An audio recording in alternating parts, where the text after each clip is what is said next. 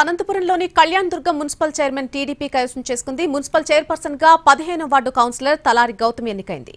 Ex officio హోదాలో MP Ambika Lakshminarayana, MLA Surendra Babu vote వేశారు.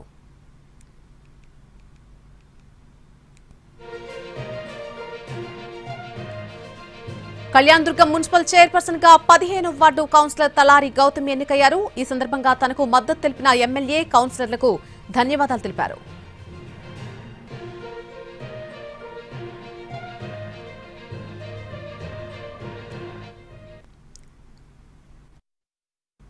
మిత్రులందరికీ నమస్కారం అండి. ఈ అవకాశం ఇచ్చిన ఎమ్మెల్యే సార్కి, ఎంపీ సార్కి, నాతోటి కౌన్సిలర్లందరికీ కూడా కృతజ్ఞతలు తెలుపుకుంటున్నాను.